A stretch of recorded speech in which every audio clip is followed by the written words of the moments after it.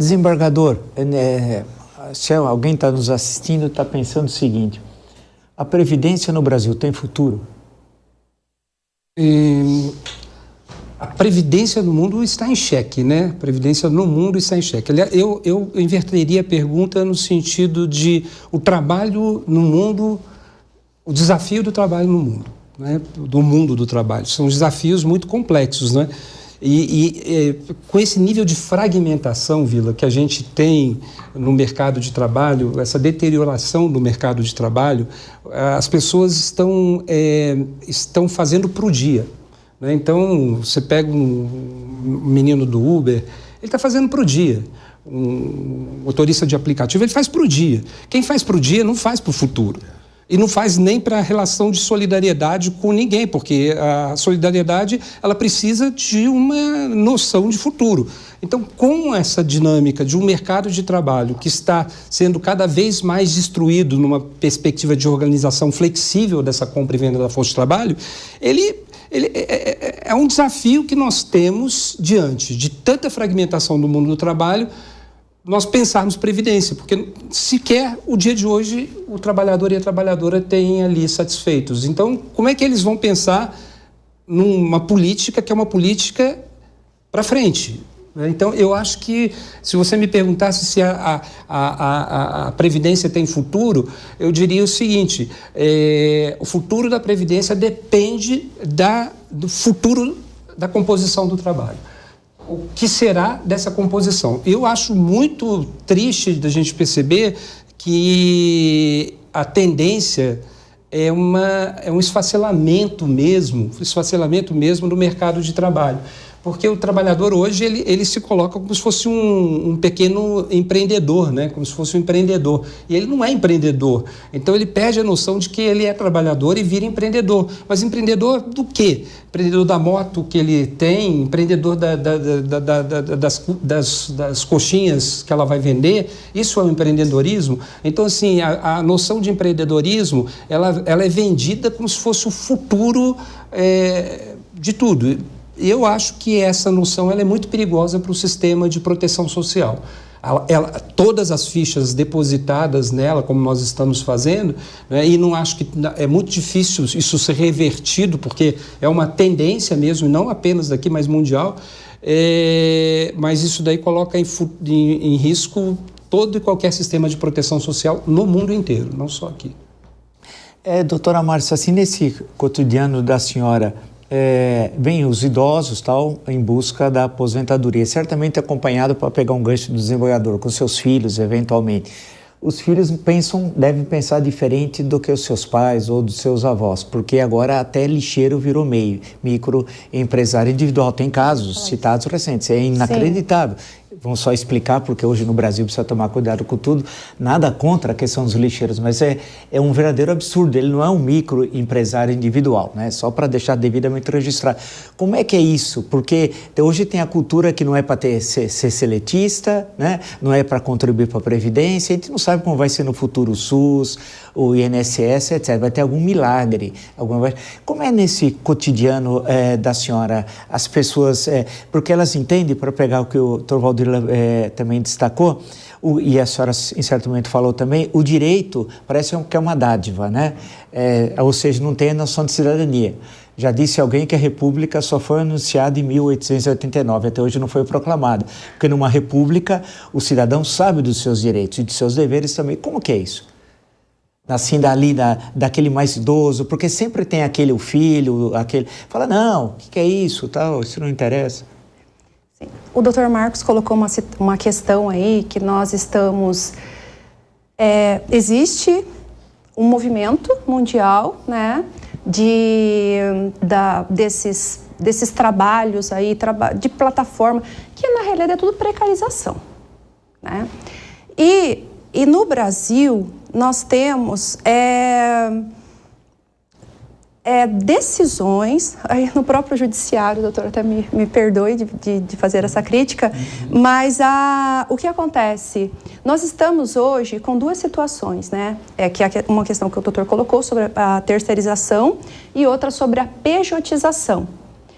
E estamos caminhando para que seja legalizada essa pejotização, ser MEI, e pelo menos o que eu tenho visto, eu acredito que nós vamos caminhar para isso. Porém, sem pensar que essas pessoas, elas não vão recolher, né, para a Previdência. O recolhimento da própria MEI é bem baixo, né? Mesmo os que estão recolhendo pela MEI, quando recolhem, porque normalmente eu recebo pessoas que têm MEI, porque tem que ter a MEI para prestar o serviço, mas eles acabam não pagando, e aí tem uma dívida com a MEI.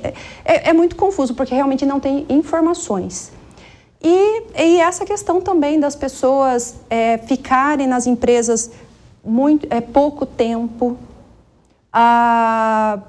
às vezes prestarem o seu serviço de forma terceirizada ou de forma de pessoa jurídica, né?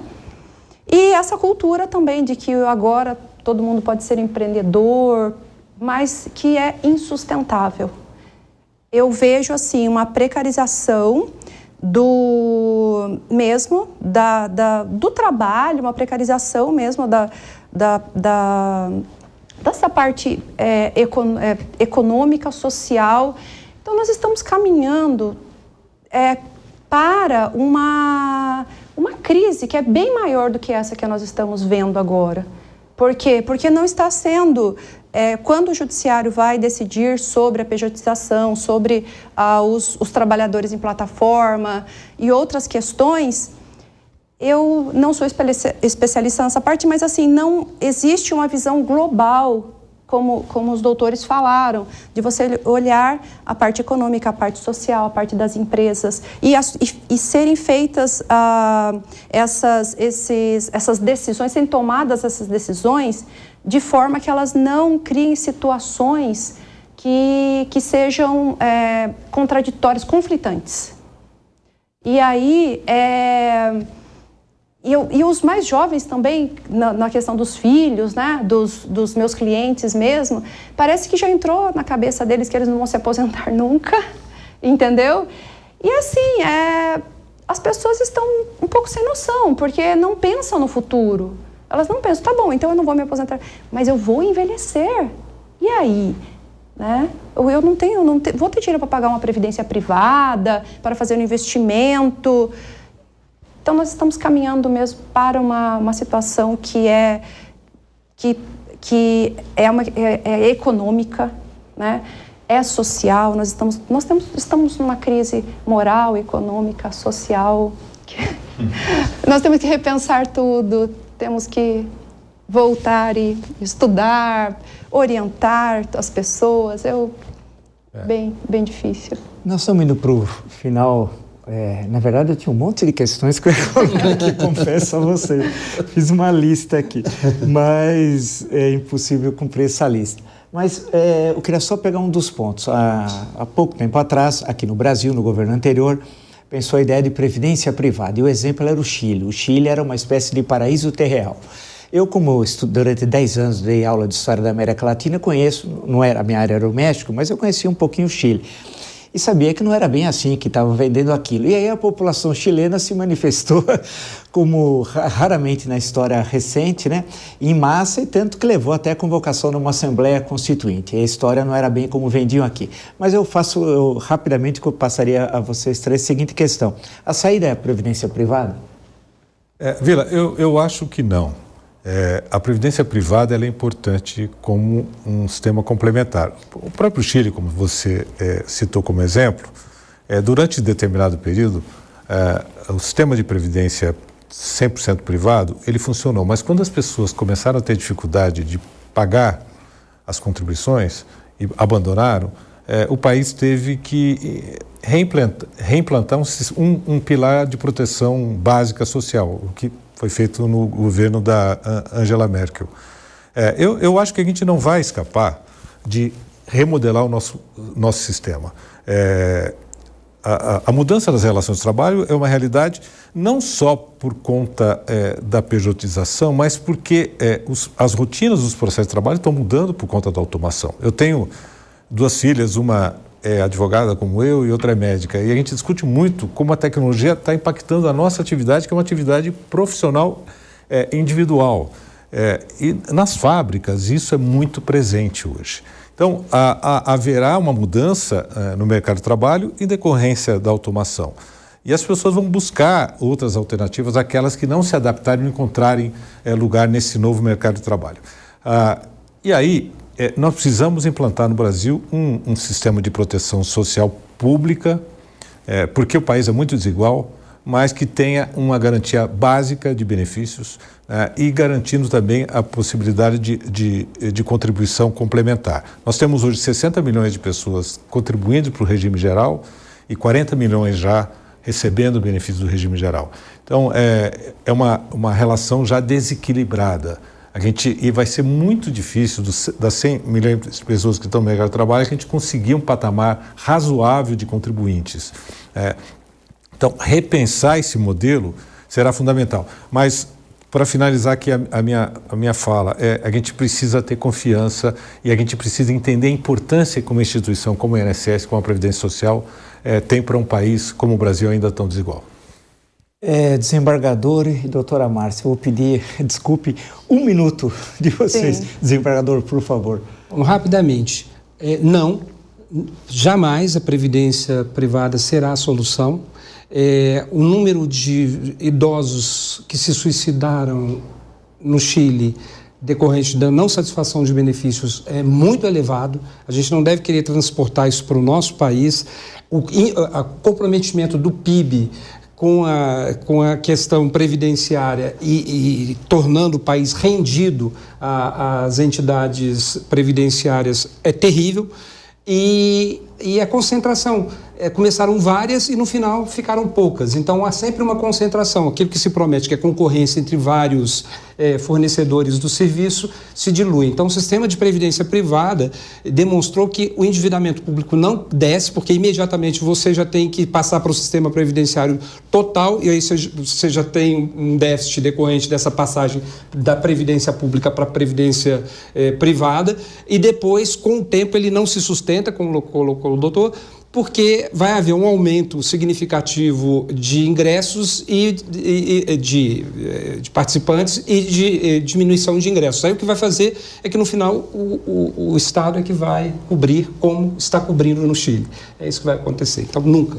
Doutora Márcia, por favor. Eu também concordo, né, com os doutores. Eu acredito que no Brasil não funciona. O Brasil tem uma desigualdade social muito grande e nós ainda temos... por exemplo, os trabalhadores rurais mesmo, né, que é ainda uma grande parcela da população. Então, eu acredito que não funciona, que nós temos que rever mesmo a nossa previdência social com muito carinho, com muita dedicação e tentar resolver esses problemas para que ela continue sendo, né, a previdência e que apoia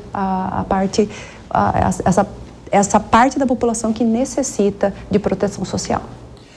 Eu queria mais muito agradecer aos nossos convidados, ao doutor Valdir Moisés Simão, que foi 2 vezes presidente do INSS, foi ministro da CGU e ministro do Planejamento, né? Queria agradecer muito ao doutor Marcos Orione Correia, doutor e livre docente em Direito do Trabalho e da Seguridade Social pela USP, desembargador do TRF da 3ª Região, e a doutora Márcia Cleide Ribeiro, advogada especialista em Direito Previdenciário e do Trabalho.